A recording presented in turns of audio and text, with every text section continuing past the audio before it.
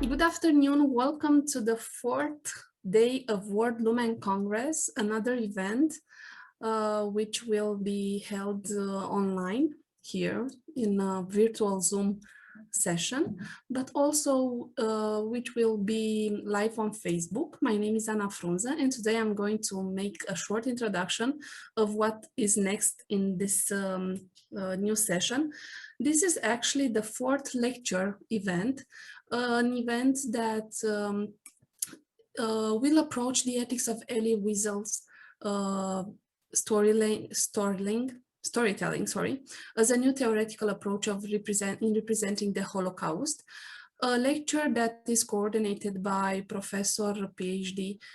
Sandu from Babes-Bolyai University, the Department of Communication, PR and Advertising, together with Alina Marincean, Ph.D. student within the Department of Communication, PR and Advertising from the same university, Babes-Bolyai University, Cluj, Romania. I now salute the presence of Professor Ph.D. Sandu.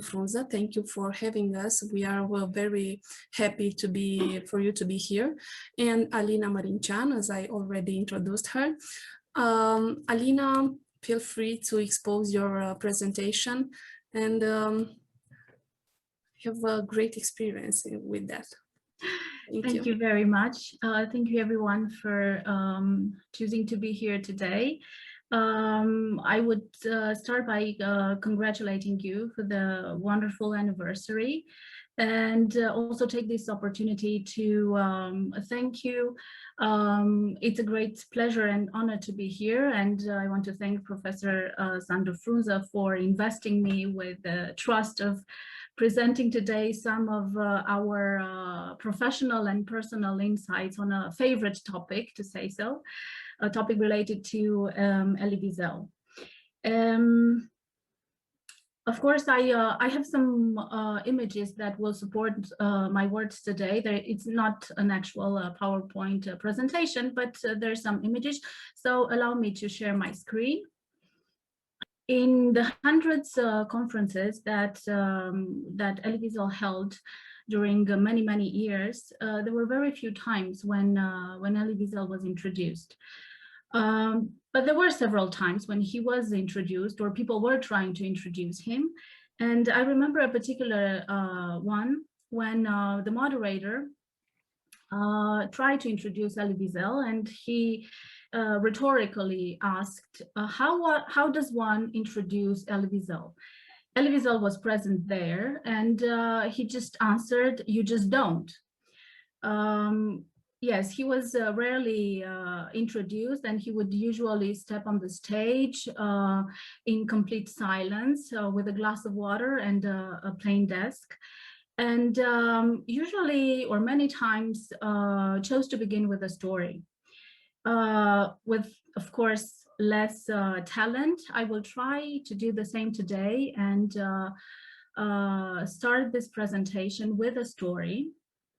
With a story that belongs to a dear friend of Elie Wiesel, one of the renowned storytellers fellow from the 18th century, imagine that, Rabbi Nachman of Breslau. And the story goes like this. Once upon a time, there was a king who knew that the next harvest would be cursed. Whosoever would eat from it would go mad. And so he ordered an enormous granary to be built, and he stored there all the remains from the last crop. He entrusted the key to his friend, and this is what he told him. When my subjects and their king have been struck with madness, you alone will have the right to enter the storehouse and eat uncontaminated food. Thus, you will escape the malediction. But in exchange, your mission will be to cover the earth, going from country to country, from town to town, from one street to another, from one man to another, telling tales, ours. And you will shout with all your might. Good people, do not forget. What is at stake is your life, your survival. Do not forget, do not forget. Of course, the plan was unsuccessful. The man's tale was disbelieved, and he was dismissed as a madman. This is the position of the Holocaust when the Holocaust witness finds himself in when he tells his tale. This is indeed Elie Wiesel's position, a Holocaust witness, a survivor, a storyteller. With characteristic modesty, Elie Wiesel always described himself as a simple storyteller, but we cannot disregard the numerous other ways in which he has been recognized. Biographers have held up Wiesel alongside the most prominent biblical characters, have credited him with the gifts of prophecy and divine science, and have called him the keeper of the secret of restoring of human condition. Alongside with the Nobel Peace Prize, Elie Wiesel's name is associated with the beginning of the narrative of suffering, being among the first writings about the Holocaust experience. And placing him at the beginning of this initiative, promoted by the authoritative voice of François Mauriac, who signed the foreword of the acclaimed autobiographical novel Night, Elie Wiesel becomes one of the vocal presences in using narrative as a form of active involvement towards indifference and Holocaust interpretation. There are many things that can be said in the context of the autobiography of Elie Wiesel, but I would like to introduce a little bit of the aura of Elie Wiesel, only a few seconds. This was the photograph attached to the story of Rabbi Nachman of Breslau and Elie Wiesel, and then the movie, but I will go on without referring to it. And this would be my next slide. What you heard was Elie Wiesel's voice recording his memories of coming back to Sighet 20 years after the deportation from Sighet, Romania, where he was born. Of course, it is not easy to speak about Elie Wiesel once one hears him or sees him, but I will try anyway. And I will go on and tell you that, well, storytelling is considered to be a fundamental human instinct and has been around nearly as long as humans have. The progressive way of learning are advancing new means of powering this age-old teaching technique. Storytelling becomes essential to learning about the Holocaust because it just is effective. Now, why does storytelling work so well? Jonathan Gottschall, who wrote The Storytelling Animal, How Stories Make Us Humans, which is an insightful unified theory of storytelling, argues that storytelling help us navigate life complex problems, and that storytelling actually contributes as a behavior to our well-being, ensuring survival and changing the world for a better, working as a bridge between information and emotion. Another researcher, Yuri Hassan, a neuroscientist from Princeton University, performed research on the impact of storytelling, and what he found out was that as his subjects listened to an engaging story, their brain waves began to synchronize. Not only did the listeners' brainwaves synchronize with each other, but they also synchronized with those of the storyteller. What this means is that when the brain sees or hears a story, its neurons fire in the same patterns as the speaker's brain. This is known as neural coupling. More recent research argued that storytelling connects listeners to the storytelling emotionally. Through a process of narrative transport, engaging listeners emotionally, thus creating empathy with the speaker. Stories light up more of the brain that simple reports effect do, causing many additional areas to light up. Storytelling enhances memory, and I'm sure we all have experienced that it is easier to remember facts told within a story. In the same time, stories facilitate human attention. Another known fact is that human brain has a strong tendency to lose focus. And in the presence of an interesting story, though, this mental meandering goes to zero. Stories can change brain chemistry. When captivated by an emotionally engaging story, the brain produces oxytocin, a substance shown to increase generosity, compassion, trustworthiness, and sensitivity to social prompts. Extending that, stories can change behavior. It has also been proven that crafting personal stories for objects, situations, contexts are more likely to impact the behavior of consumers. Now, the vast world consumption of content makes it more evident than ever that sharing content proves to be an efficient and relevant way of communicating in an immersive, multisensory, sometimes supersensory, and participatory way. Barbara Kirschenblatt-Gimblet's theory in the concept and varieties of narrative performance in Eastern Europe Jewish culture suggests that the narrative of Eastern European Jewish culture is an integral part of both the domestic and religious universes, and that the storytelling skill is a cultural inclination. In Jewish life, one of the basic, also dynamic forms of performance was, and occasionally still is, storytelling. The Mishnah, the oldest authoritative post-biblical collection and codification of oral Jewish law, tells us what is the Jewish way of telling a story. An axiom of Jewish narrative would be, you begin with a bad end and you finish with victory and or redemption. A Jewish story often, if not always, is or should be a story of hope. Yiddish folk tales were often moralistic with biblical origins most of the time. An occupational variant connected to storytelling is that of the Maggid, who would typically travel around the shtetls, towns and cities in Eastern Europe, offering illuminating talks rooted in traditional sources. Usually they were rabbis and they were paid for their services, so this became some sort of profession. Elie Wiesel exercises this quality as a formula for identifying and manifesting his Jewish identity on one hand, and on the other hand, it is an effective confession of his experience of the Holocaust. And Elie Wiesel identified himself with this profession of Maggid, traveling, he says, from town to town, from school to school, from university to university, from synagogue to synagogue, talking to people, questioning humans and their acts. The past 75 years after the Second World War made waves among various perspectives on the complex context of the Holocaust.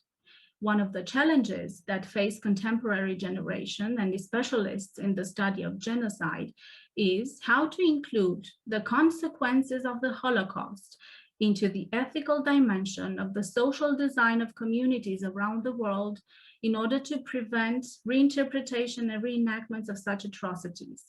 As we move further from the event of the Jewish genocide, and Holocaust survivors are less and less available for enhancing the learning of the Holocaust, new means of progressive learning have been introduced in Holocaust educational programs. Constructivist theory emphasizes that in teaching and learning, attention must be on the learner, not on what is to be learned, and teaching should respond to learners' disposition and moods and maximize their learning potential. The constructivist theory admits that information as knowledge is created in the mind of the learner using personal learning methods. The integrated combination of experiential learning and the political purpose of social justice with social political commitment to promoting democratic practices is evident in almost any of the educational movements classified as progressive. The progressive way of representing the Holocaust creates sources of both contemplation and debate. Representation of the Holocaust has been developed in various ways, from testimony to memorials, story-sharing platforms, or classical museum exhibitions, just like the one you see in the image. It appears to be a particular fact that the representation of the Holocaust, and I can give you my word for that as a museum curator, so the representation of the Holocaust is by no means neither a rigid nor an easy process. It needs a coalition of interdisciplinary approaches to succeed in generating the relevant response from the public. Apparently, both the initiated public and the uninitiated one are not prepared to the paradoxical dimension of the representation of the Holocaust, between the imperative of silence and filling it with its voice, and the loss of ethical consciousness to survival instincts. The interpretation of the Holocaust requests a high level of accuracy, of facts, notions, and a deep reflective dimension. Nevertheless, following the observations of visitors' behavior in the Elie Wiesel Museum from Sighet, Romania, a need for amending social action towards the Holocaust has aroused. Knowing the facts and context and reflecting more or less actively on the topic appears to create only short-term reactions. New means of introducing the public on the topic has been shaped during the past few years. Moving forward, I would like to share with you that the story sharing website for amateur and professional writers, Wattpad, offers 1,000 stories about the Holocaust. They're all built over the same patterns of a standard story, most of which are romances revolving around the same plot: the impossible love of a Jewish woman and a Nazi man, or something around that. Even if awareness of the Holocaust, an important issue to be taken into consideration, would be among the positive aspects of this type of narrative, the issue must be carefully handled when referring to the ethical dimension of Holocaust representation. What is considered to be bad writing, this sentimental and cliché type of literature at the limits of the comfortable Holocaust and fun fiction, makes it more clear of the importance of Elie Wiesel's use of storytelling in representing the Holocaust. True writers, says Wiesel, want to tell the story simply because they believe they can do something with it. Their lives are not fruitless and they're not spent in vain. True listeners want to listen to the stories and enrich their own lives and to understand them. What is happening to me is happening to you, says Wiesel. Both the listener and the reader are participants in the same story, and both make it the story it is. Wiesel has this remarkable ability to elevate storytelling to the ethical level. For him, storytelling is a form of activism. By letting his whole life experience be consumed, transforming it into a story that can be instrumented by the audience using deep resonance and promoting a standard of conduct.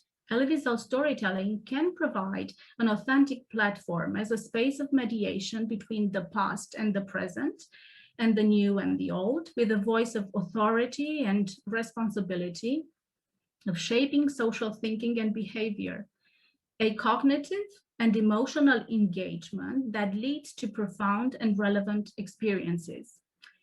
His storytelling contributes towards a unique embodied experience for the general public to support the process of self-learning, as well as interpreting and mediating memory.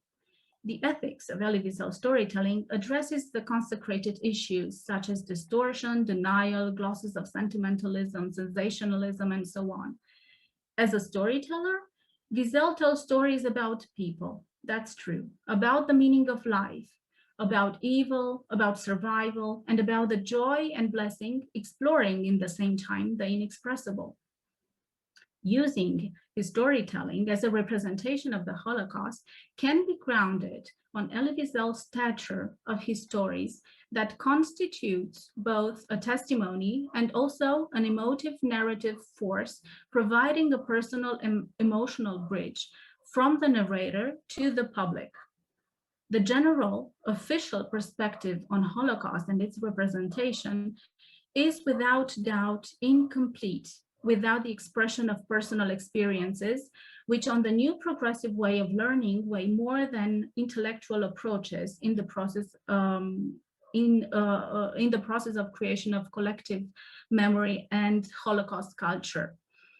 Though historians have mistrusted personal narratives as reliable documents, in recent years they discuss how autobiographical narrative may contribute to understanding both the past and the process of accessing it.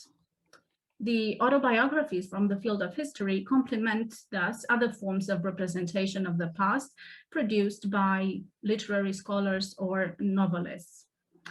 Elie Wiesel's storytelling cuts through the noise of contemporaneity and focuses on human connection from various historical times, from biblical times, Middle Ages, modernity, wartime, contemporaneity. His stories can be used to build some sort of trust or familiarity and convey the culture and values of the society. Wiesel has performed an ethics of kindness and sensitivity towards humanity, or in other words, a humanistic ethics. Following the traditional line of preserving the commandments or the mitzvot as a consistent part of the Jewish ethics, all of Wiesel's acts, facts, and stories are filtered by the ethical dimension of his Jewish identity. Beyond this dimension of resonance with identity, meaning self-identity, identity, and otherness, the stories may lay for the public several layers of representation that Holocaust needs to be based on before making a sense. I'm talking about historical context, social context, the answers to the question, the matter of theodicy, and so on. One of the roles of his storytelling, that of inspirational creativity, is fully entering its right in such context. He uses multiple sources to get the various audiences, both Jewish and non-Jewish. He renews the Jewish public and harmoniously integrates, bringing closer the non-Jewish public. Using storytelling on Jewish topics can considerably help the audience engage into a Judaic universe and get them closer to the intimacy of the Jewish culture. One of the basic rules of teaching the Holocaust or representing it is to connect it to the richness of the Jewish culture. It is only once the public know about the dimension of Judaism, they can relate to the loss of it in the context of the Second World War. One of the basic functions of Elie Wiesel storytelling is transmission of culture and spirituality. Jewish storytelling in general has a consistent religious component. Identified with the Maggid, Wiesel also identifies himself in the context of spiritual pietistic movement of Hasidism that emerged in the 18th century with the Tzaddik. The Tzaddik was a spiritual leader that was the mediator between man and God. And his life was considered to be a living expression of the Torah, hence his behavior became one of the major focuses of their followers, sometimes more important than their doctrines. And there's this anecdotic tale about a rabbi, Rabbi Lieb, a disciple of Dov Ber of Mezrich, who was also called the Great Maggid, a great storyteller, the successor of Baal Shem Tov, who's the founder of the Hasidic movement. So the story goes like this. It is said that this Rabbi Lieb often went to visit Dov Ber of Mezrich, but not to listen to his explanations of the Torah, but pay attention to see how Dov Ber laced and unlaced his shoes. So Hasidism is a form of performative manifestation of spiritual belief and practice that elevated storytelling to the level of religious practice in the absence or limitation of the study of Torah. As a neo-Hasid, Elie Wiesel considerably contributes to the renewal of Judaism through his storytelling, especially in the context of American Jewish community. In storytelling and spirituality in Judaism, Itzhak Buxbaum, one of the most active present-day storytellers, considers that the spiritual nature of Jewish storytelling may have a growing impact on the American Jewry regarding the interest towards the religious life. Thus, a new function of storytelling emerges, renewal of Judaism within the Jewish community. As a representative of the modern Jewish storytelling, Elie Wiesel's storytelling may be submitted also to David Roski's point of view that modern Jewish storytelling merged from a void within the traditional life, adapting the folk stories and advancing them into religious practice, most of the times as a surrogate of faith and belief. When using Elie Wiesel's storytelling, one should take into consideration a lot of things: sounds, language, rhetorical strategies, dimensions of the passages of the text, addressability. They all create a collaborative context, from negotiation to a critical confrontation of meaning. The sources of faith, the sources of his methods are based in biblical texts, Midrash, Talmud, Agadah, Hasidic tales, Jewish oral law, Yiddish literature, and also world literature. His storytelling includes reflection from classical philosopher to existentialists, classical literature to Upanishads. He often invokes Camus, Sartre, Flaubert, Marlowe, Mauriac, Paul Valéry, and he's building a cryptic poetics through Hasidic allegory by referring to famous rabbis or making analogies. He creates a combination between the French humanism that marked his intellectual formation and the Kabbalistic mystique. Using characters, sometimes as metonyms, only as metonyms for himself, Elie Wiesel's stories offer a wide range of addressability to the public. Each of the categories included in his narrative find correspondence in humans in general. And humans can resonate and deeply immerse even only in an imaginative manner. Elie Wiesel characters can function as guides, introducing the public into completely new territories in a personal and intimate way. They introduce the public into Jewish mysticism, the peaceful Shabbat dinners, the happiness of summer holidays into Carpathian mountains, the domestical and intimate struggles of a community with its own good and bad, so that to take them into the abyss of the death in the darkest iconic place associated to the Second World War, Auschwitz. The characters, especially those from the Bible, are representatives of the most actual political and social problematics of contemporary life. They create or try to mend communication or understanding channels between men and men when anything else cannot. On a different level, a profound theoretical approach through psychoanalytical inquiry may reveal a critical introspection of the self in regard to family members and to divinity as a controversial relationship, all this defining the self as a personal cultural heritage through a process of deep reflection, an emotional endeavor to reconcile fragments of the same self. Elie Wiesel's stories are full of themes and repetitive images that can be intercalated in the representation of both Jewish life before the war, be that theological, religious, traditional, and the contemporary Jewish identity, keeping the public culturally alert.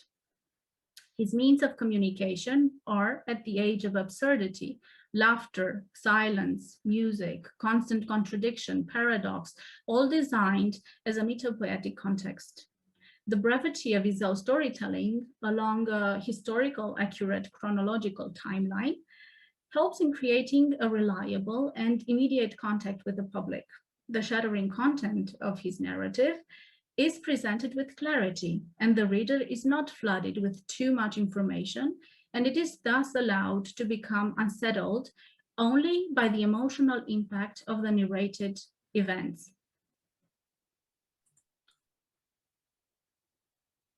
Also, on another different level, Elie Wiesel's storytelling invites readers to share his questions, but the questions his story provoked do not produce indifference or despair.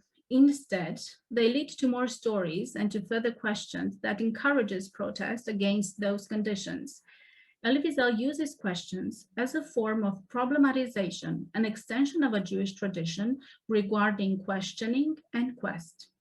Another story that I also mentioned on a different occasion is the story about the mother who is asking her son, who is coming back from the yeshiva Bocher. She's asking not what he had learned at the yeshiva in that day, but if he had put the right question. Okay, just a moment. Elie Wiesel also uses question, as I told you, as a form of problematization. And in this process, there's a constant trying of growing up, learning how to navigate through life as an adult after the death of all the values and beliefs he had built before the war as a child. It is one of the heuristic models used to identify himself first and then to understand the others and their actions. Elie Wiesel transforms some of the most controversial dialogues with himself into forms of analysis and reflections on human condition to help him set parameters of understanding, reporting and solving problems, both personal, social, and political. His questions, be that anonymous or personal, that arise from his self-reflection,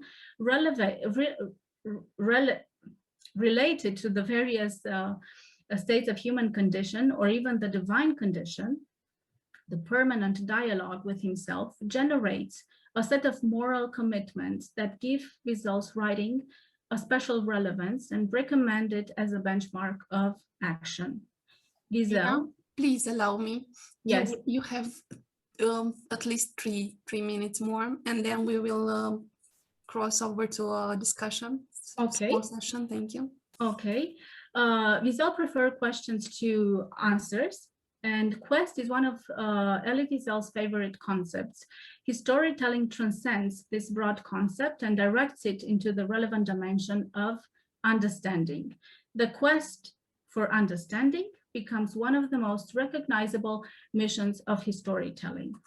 And there were another issues that I wanted to mark on this occasion regarding Wiesel's frequently referring to himself in the third person as a teller of tales, which is in the context of relation with divinity is equally a theological matter. But I would go on and briefly conclude by telling you that several functions of Elie Wiesel storytelling have been identified. The function of standing as a witness through his storytelling, to be a voice in the void, to transmit the Jewish heritage, to make the autobiographical experience available to the public, to confront divinity, and to reach humans through his sensitivity. And there are other several functions that will take me a lot of time to mark. And if beginning to speak about Elie Wiesel is very difficult, you can imagine that ending a conversation about a story about Elie Wiesel becomes even more difficult. I will though mention again Timothy Snyder. We have little reason to believe that we are ethically superior to the Europeans of 1930s and 40s, and therefore less vulnerable to the kind of ideas that Hitler proclaimed and put so successfully into practice. If we really want to be like the rescuers, we need to build from now on the structures that give us more chances to behave like this. And I would also like to end with another story, of course, that can open up to several discussions. And the story goes like this. One day, a tzaddik came to Sodom. He knew what Sodom was, so he came to save it from sin, from destruction. He preached to the people, please do not be murderers, do not be thieves, do not be silent, and do not be indifferent. He went on preaching day after day, maybe even picketing, but no one listened. He was not discouraged. He went on preaching for years. Finally, someone asked him, Rabbi, why do you do that? Don't you see it's no use? He said, I know it is of no use, but I must, and I will tell you why. In the beginning, I thought I had to protest and to shout in order to change them. I have given up this hope. Now I must picket and scream and shout so that they should not change me. And on behalf of Professor Sandu FRUNZÄ and myself, I want to thank you for your attention and for the small inconveniences that I produced. Thank you so much. Thank you so much. We are thanking you for this lecture. It was magnificent. It was a beautiful, beautiful presentation. Thank you for that. Thank you for having you with us. I was listening and I was thinking about the recommendation for lecture came from Father Constantin Necula related to Elie Wiesel. He is also recommending this fantastic writer, and one of his recommendation was the night. And since I heard about this recommendation, I always think to buy it. I never succeeded yet, but I will maybe because your presentation led me to a beautiful state of mind. And you said about the humanistic ethics. Listening to you, I was thinking about the ethics of care that Professor Sandu speaks about in his lecture sometimes, is actually about empathy, about healing, as I see it. Thank you for this lecture. Thank you a lot. And I'm giving special thanks also to Professor Sandu FRUNZÄ. And if you have ideas, opinions, feedback to this presentation, please feel free to express them here now, because we are preparing to continue the next sessions. I understand that Professor Sandu, Antonio Sandu, wants to want to congratulate our speakers, and it's wonderful to hear about storytelling, and storytelling about Elie Wiesel, and storytelling by Elie Wiesel about Holocaust and about Jewish culture and about spirituality and religion and so on. I think storytelling is something that makes us human, because all great stories of humanities start from, I know, Ramayana, Mahabharata, and so on. It's just storytelling, but that piece of art, that piece of literature really change what human are as species, as people that they are in search for something bigger than himself. That's about storytelling. It's about its strategy to touch the infinite that are inside of us and everywhere else. Thank you again to this wonderful presentation. Thank you. I think it's a wonderful thing that Lumen bring us together. So I'm glad we can be here and get into discussion about Elie Wiesel and his work. Thank you, Alina, Marincean, for your presentation. I'm glad that Lumen Congress gave us the opportunity to collaborate, and I expect that the text that we are going to write together will be published in Lumen publications and will reach a large audience. I'm sure for that. I'm sure too. It's the opportunity for Thank you to the organizer and to beautiful the audience, of course. Thank you. Thank you. Let's see us in the next session. Thank you, and have a great day.